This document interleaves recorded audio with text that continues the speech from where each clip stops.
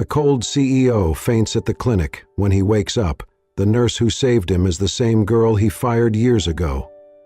The door to the emergency room burst open with a crash, and a pair of paramedics rolled in a stretcher at full speed. "Male, mid-30s, unresponsive," one shouted, his voice sharp with urgency, pulse fainting on his forehead. "Suspected myocardial infarction, pulse faint, pressure dropping fast." The fluorescent lights above flickered slightly as Eliza Moore stepped into the chaos, already pulling on gloves. She had just returned from checking on a post-op patient recovering from minor surgery, but all it took was one look at the incoming stretcher for every ounce of her training to surge into focus. "Get him on oxygen, prep the crash cart, monitor leads now," she said, her voice calm and clipped. Round her, nurses and technicians moved like a well-oiled machine, responding to her commands without hesitation. The man on the stretcher was pale, his lips tinged with blue, sweat glistening across his brow, and his shirt clung to his chest, soaked through. One of the paramedics had already removed his tie and was unbuttoning the top few buttons of his dress shirt. Another was attaching the defibrillator pads to his bare chest. Eliza leaned over him, slipping the oxygen mask over his face and gently tilting his head. Her fingers reached automatically for his wrist to check his pulse, but as she focused on his features, everything in her came to a halt. The sharp jawline, the slight cleft in his chin, the way his dark hair, though tousled, still managed to fall neatly to the side. And just under his chin, a faint scar she hadn't seen in years. Her breath caught. No, it couldn't be. She leaned in closer, adjusting the mask again, trying to keep her hands from trembling. As his head lolled slightly to the side, her eyes met the full view of his face. The realization hit her like a thunderclap. Adrian Cole. Her hands froze above his chest. Her body went cold. The room didn't spin. Her world did. Her heart pounded louder than the beeping monitors. In that moment, time bent, warped. It was no longer an emergency room under fluorescent light. It was 5 years ago in a boardroom, stark white walls, a quiet nod, a signature, and her world falling apart. She remembered everything. The way her hands had shaken as she held the dismissal letter, the confusion, the humiliation, the accusation of incompetence that hadn't been hers to bear. She'd been set up by a superior, used as a scapegoat for an error she had tried to prevent. But he hadn't asked questions. He hadn't looked her in the eye. He had just signed the termination without hesitation, without humanity. And now, here he was. Adrian Cole. Once her idol, her silent infatuation, and then her greatest source of betrayal. Unconscious, vulnerable, breath slipping from his body. "Eliza?" Dr. Green's voice pierced her trance, firm and direct. "We need compressions, now." Her hands hovered, just a second too long. But then instinct surged forward, louder than pain, louder than pride, louder than the ache of memories threatening to break her. She moved. "Eliza Moore, performing cardiopulmonary resuscitation," she said aloud, her voice steady. She lowered her hands to his chest and began compressions, each one sharp and rhythmic. 234, Dr. Green hovered near the monitors, charging defib to 200. "Come on, stay with us." IV lines were connected, medications administered, epinephrine injected. The team moved with mechanical grace, but Eliza stayed focused, her arms burning with every press. She didn't let herself think. Not about who he was, not about what he had done, just the simple, solemn truth that a life was slipping away beneath her hands. "Clear," the technician called. She stepped back as the paddles discharged, jolting his body. The flat line on the monitor jumped once, then again. A heartbeat. It was faint, but it was there. The room collectively exhaled. Eliza leaned back, her chest heaving. Sweat clung to her temples, her gloves damp, but her eyes never left his face. He was alive. Dr. Green gave her a quick pat on the shoulder. "Nice work, Moore. That was close." She nodded, unable to speak. Her throat was tight, because it wasn't just about the heart they had saved. It was about his heart, and everything he'd taken from hers. As Adrian was stabilized and transferred to the monitoring room, hooked up to a ventilator and sedated, Eliza remained rooted in place. She watched through the glass, the chaos slowly fading into silence around her. The past had walked through the emergency room doors, broken, breathless, and bleeding out. And this time, she had been the one with the power to decide his fate. She had chosen to save him. But somewhere deep within, beyond all logic and duty, she knew this story was far from over. The room was dim, lit only by the soft hum of early morning light filtering through the window blinds. Machines beeped steadily around the hospital bed, the monitors tracing the rhythm of a heart slowly regaining strength. The silence was calming, almost too calm for someone like Adrian Cole. His eyelids fluttered, muscles twitching with the effort of coming back to consciousness. The weight of exhaustion pulled him down, but his mind, sharp and disciplined by years of corporate war zones, began to claw toward awareness. He inhaled, shallow but steady, then blinked his eyes open. White ceiling, faint antiseptic scent, monitors, and a silhouette. Standing by the window, holding a tablet, dressed in scrubs, he blinked again. The figure moved toward him. Eliza saw the flicker of movement first and her breath caught slightly. She had been preparing for this moment, but no amount of professionalism could stop her heart from thudding louder when she saw those eyes open. "Good morning, Mr. Cole," she said softly, her voice calm and even, though her hands were tense beneath her clipboard. Adrian turned his head slowly. His throat was dry, and it took a moment for him to form words. "Where am I?" "You're in St. Vincent's Community Clinic," she replied. "You were brought in 2 days ago. Cardiac arrest. You've been under observation. You're stable now."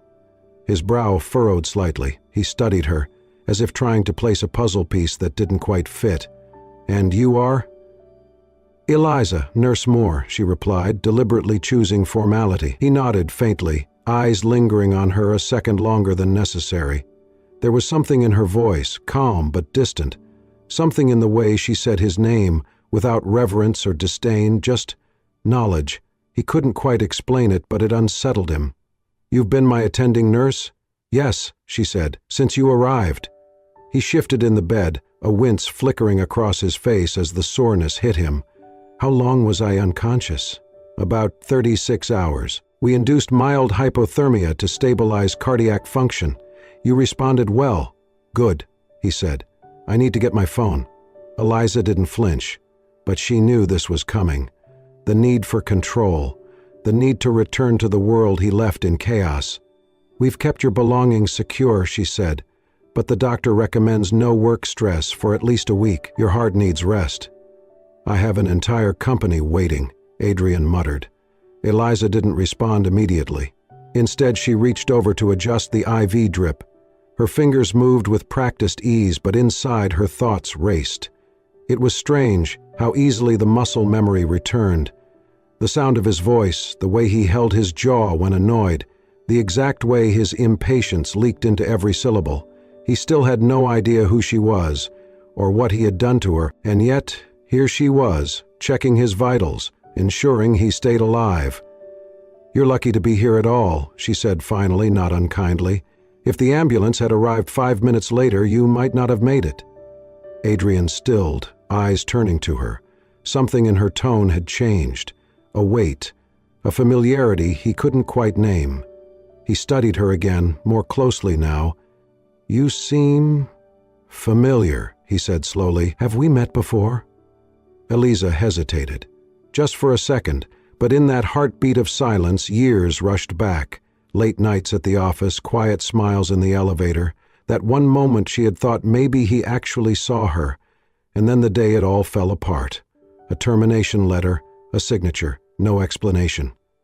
She forced a smile. "I work here often. Maybe you've seen me around." He didn't look convinced. "I never forget a face," he murmured. "Maybe yours just forgot me," she replied, almost too softly to hear. But he did hear it, and something about it stuck. She turned away before he could say more. "I'll have the doctor speak with you shortly. Try to rest, Mr. Cole." As she stepped out, Adrian lay back against the pillows, watching the door slowly close behind her. There was something about that nurse, the way she moved, the way she looked at him, not with admiration or fear, but with a guarded history. It made no sense, and yet it felt like a thread that had been left dangling somewhere long ago. He didn't know who she really was, but something in his chest told him he had seen her before, and he had done something that mattered.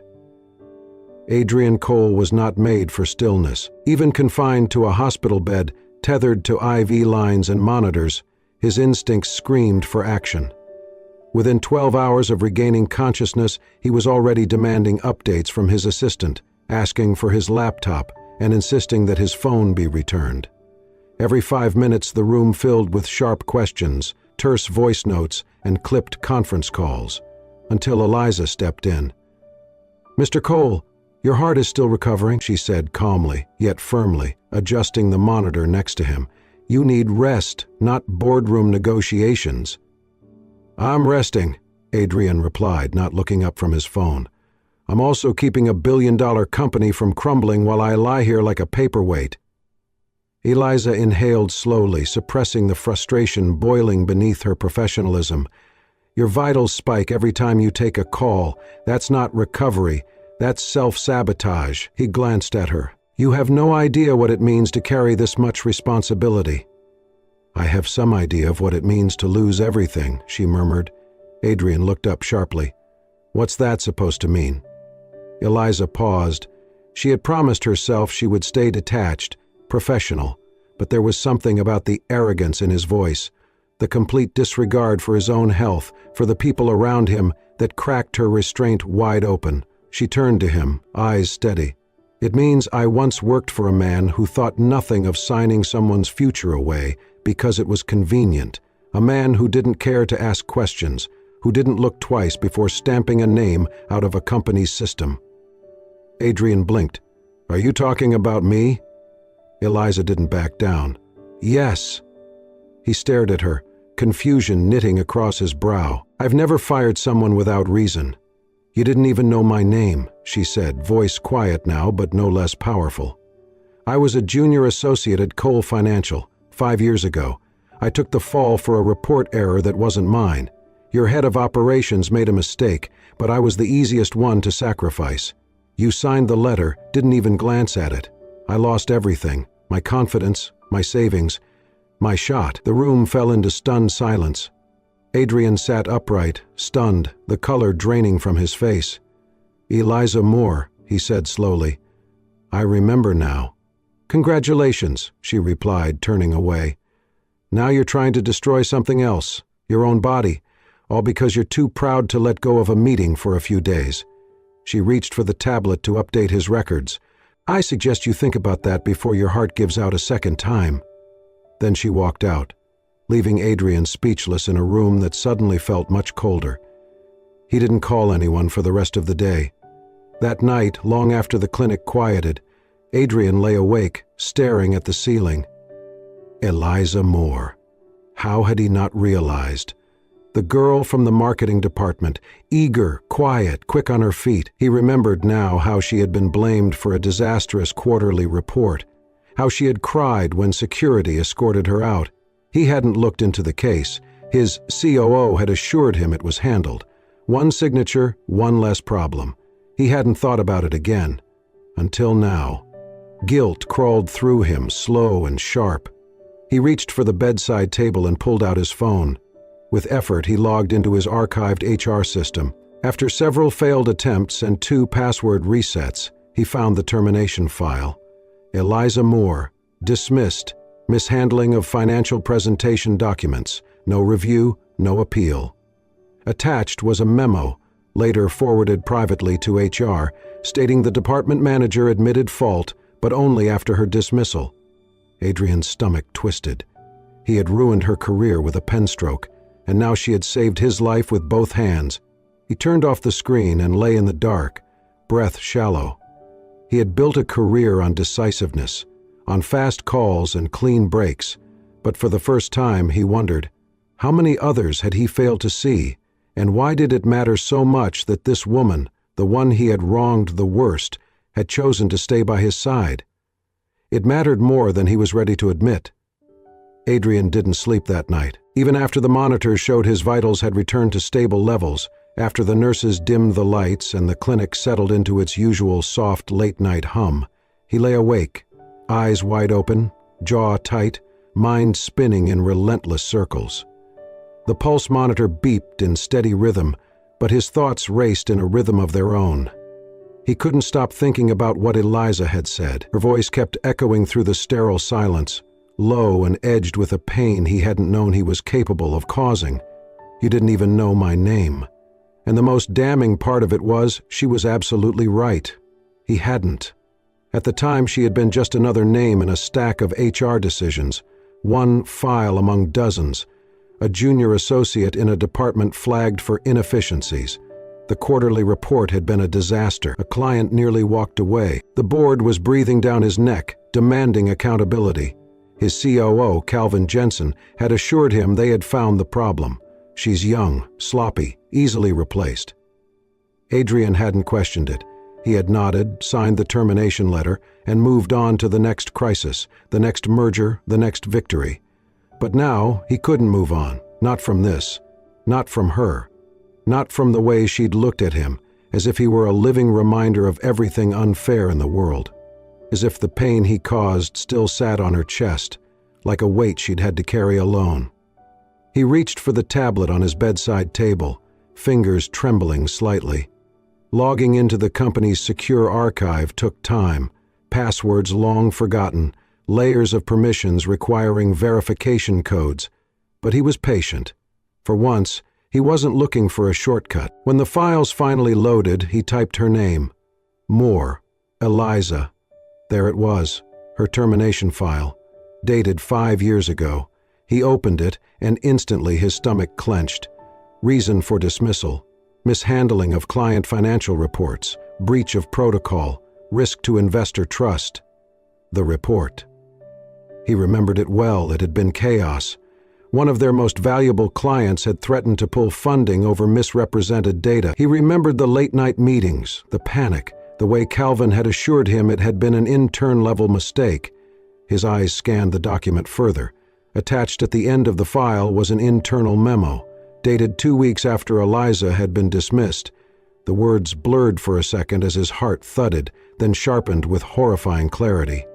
Department Manager Calvin Jensen has acknowledged he mistakenly submitted the wrong version of the report. The error originated from his personal drive, not the junior associate's. The associate had flagged the discrepancy but was overridden in final edits.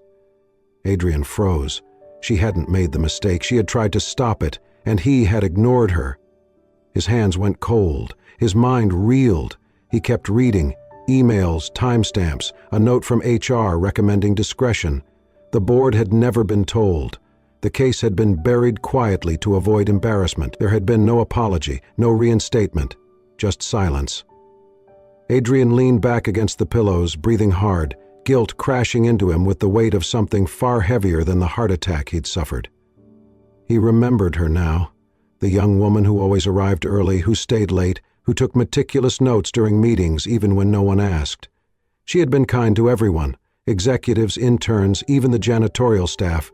She smiled often, spoke little, and worked harder than most. She hadn't been just a name. She had been exceptional. And he had destroyed that, her chance, her confidence, her start, without hesitation, without even bothering to see her. Now, she was the one watching over him, the one who had pressed against his chest, fighting to bring his heartbeat back, the one who caught him when he stumbled, the one whose voice had both accused and saved him. He set the tablet aside and covered his face with his hands. He had made mistakes before, poor investments, bad hires, strategic missteps. But this wasn't just a professional error. This was personal. This was someone's life. And he had broken it. Adrian had always prided himself on being decisive, controlled, sharp, but tonight, lying in a hospital bed, with nothing but the sound of monitors and regret, everything he thought he understood about right and wrong, power and compassion, began to blur. He couldn't undo what had been done. But maybe, just maybe, he could do something now. He could start by really seeing her, not as the girl from the file, not as the mistake he let happen, but as the woman who, despite everything, had chosen to bring him back from the edge. He owed her more than an apology. He owed her the beginning of something real. Rain lashed against the clinic windows, a steady downpour drumming like 1,000 tiny hammers against the roof. The storm had knocked out the power moments ago, plunging the entire building into semi-darkness. Emergency lights flickered on, casting a dim, reddish glow down the narrow corridors. Eliza moved quickly but carefully, flashlight in hand, checking patient rooms and ensuring the backup generators were kicking in properly. Her rubber-soled shoes squeaked faintly against the linoleum floor as she rounded the corner near the recovery wing. Her thoughts were scattered, half on the storm, half on the way Adrian had been quiet since their last conversation. He had not demanded his phone again. He had barely spoken, in fact. But she had felt his eyes on her more often, and in them something had shifted.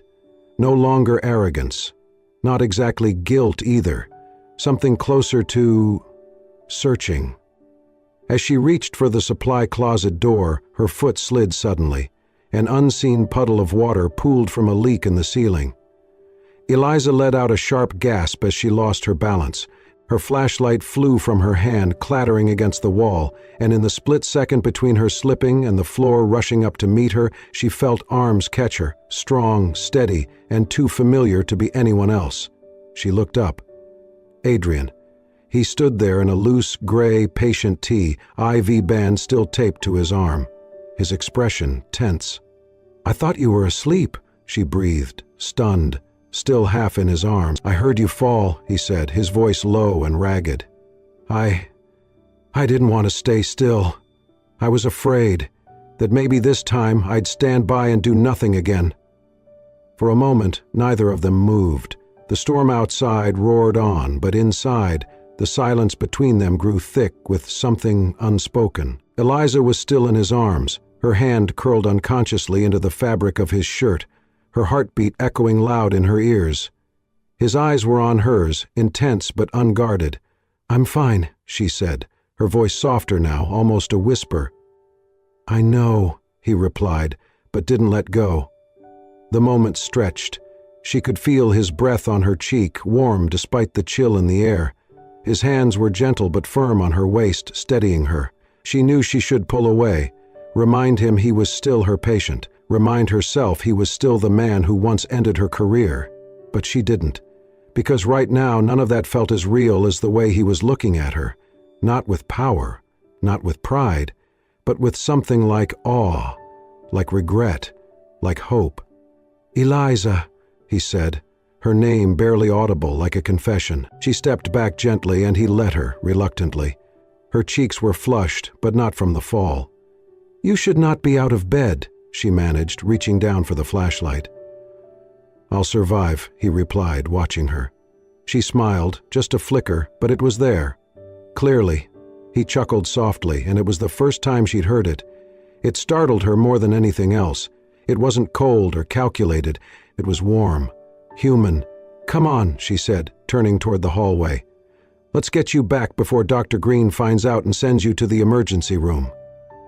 Adrian followed her, slower now, but still close.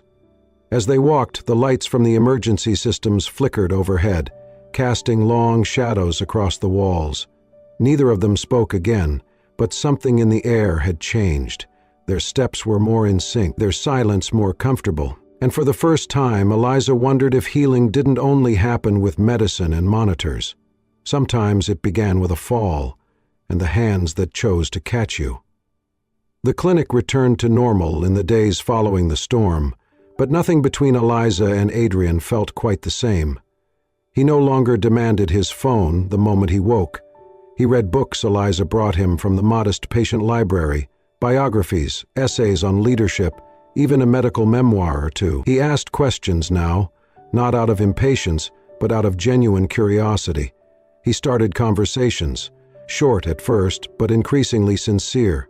More than once, Eliza caught him watching her, not in that arrogant, detached way from their past, but as if he was trying to understand her, trying to learn who she was now, not just who she had been. Then one afternoon, Dr. Green stopped Eliza in the hallway, holding a folder. "You didn't tell me your community clinic project got greenlit," he said, smiling. Eliza froze. What? The grant application you submitted last year. It's been approved. Full funding. Equipment, personnel, even mobile units. The Whitmore Foundation signed off on it last week. Eliza took the folder in disbelief. Her hands trembled as she flipped through the details. Her vision for affordable healthcare access in underserved neighborhoods brought to life.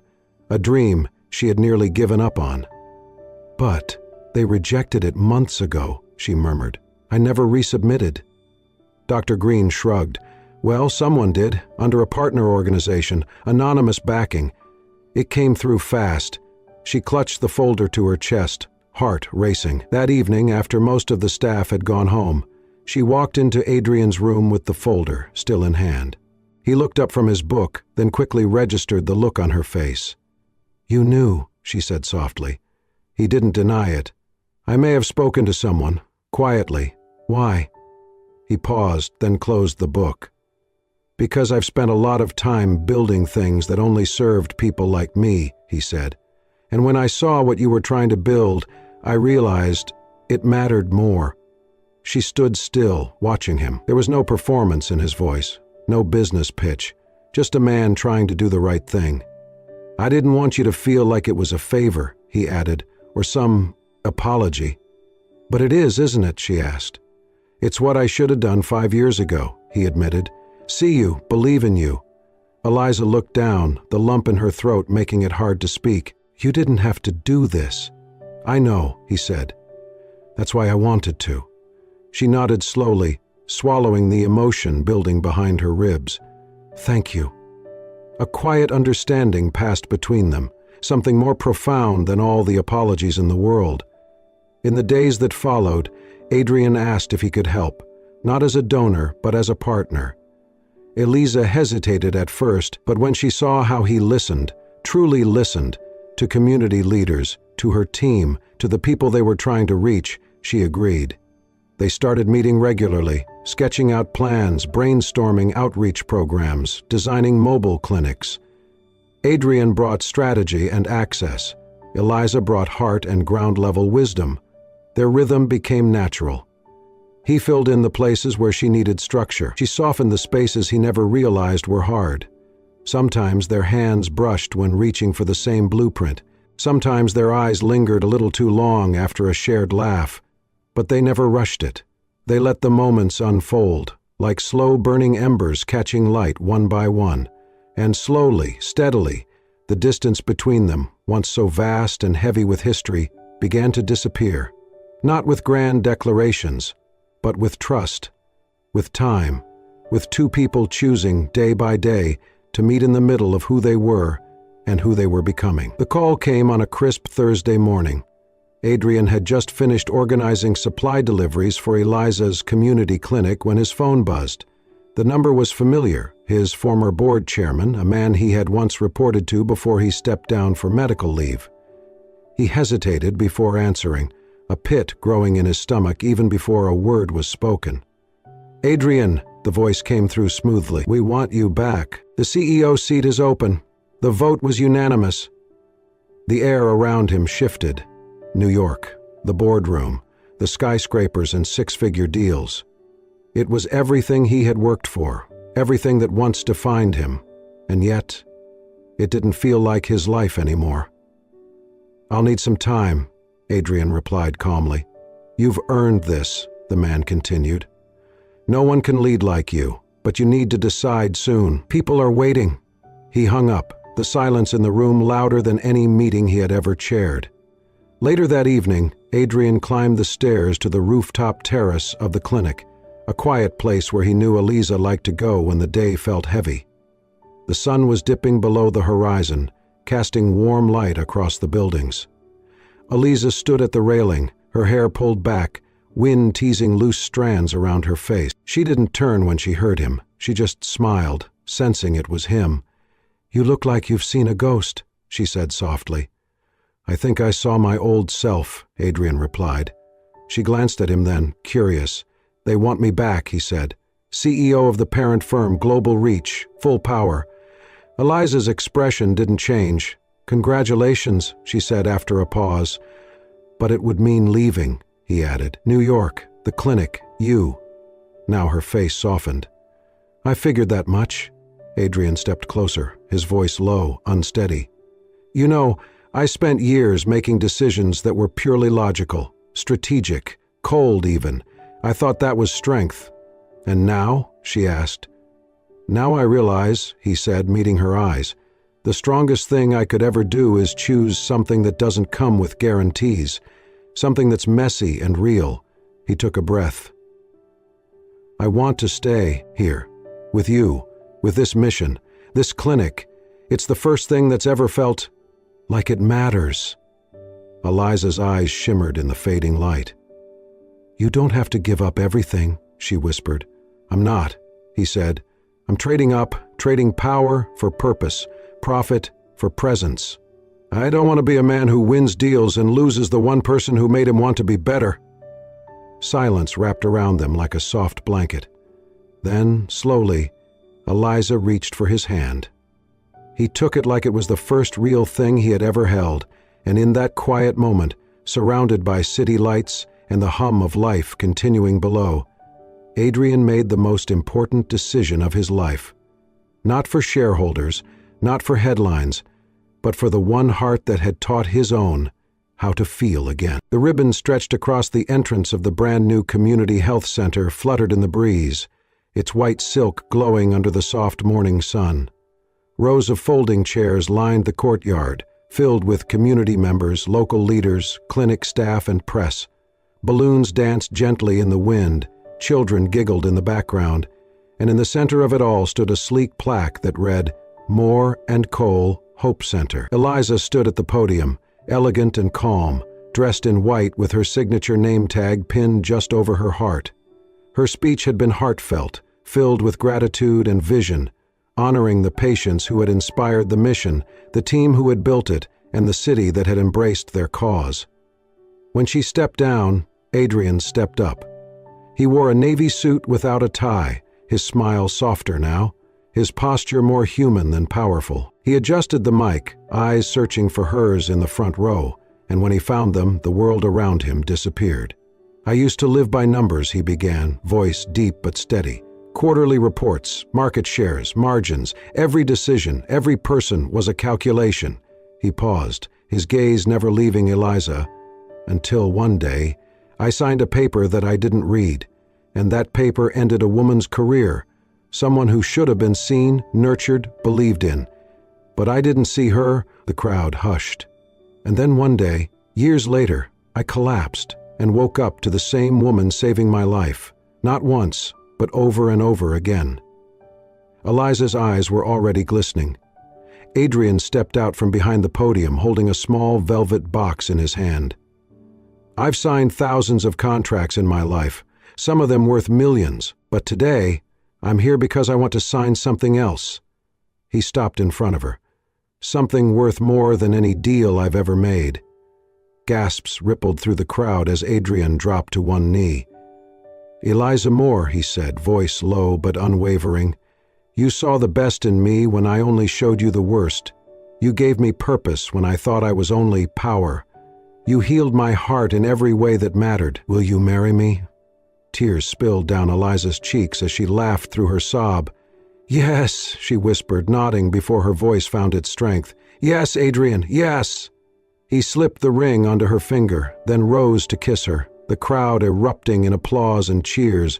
Children clapped, doctors whistled, and even the mayor wiped a tear from his cheek. But for Eliza and Adrian, there was no sound, just the echo of one choice, one love, that had rewritten both their stories. That evening, the celebration gave way to silence. The two of them walked hand in hand along the beach just outside the city, barefoot in the cool sand, the orange sky casting long shadows behind them. The waves whispered at their feet, the sea calm, as if honoring the peace they had found in each other. Eliza leaned her head on Adrian's shoulder. "If I hadn't saved you that night," she murmured, voice wrapped in wind and warmth, "everything would be different." Adrian's fingers tightened around hers. "If you hadn't saved me," he said, "maybe I'd still be alive, but I wouldn't be living." He turned to her, brushing a kiss gently across her forehead. And for once, there was no past haunting them, no future frightening them.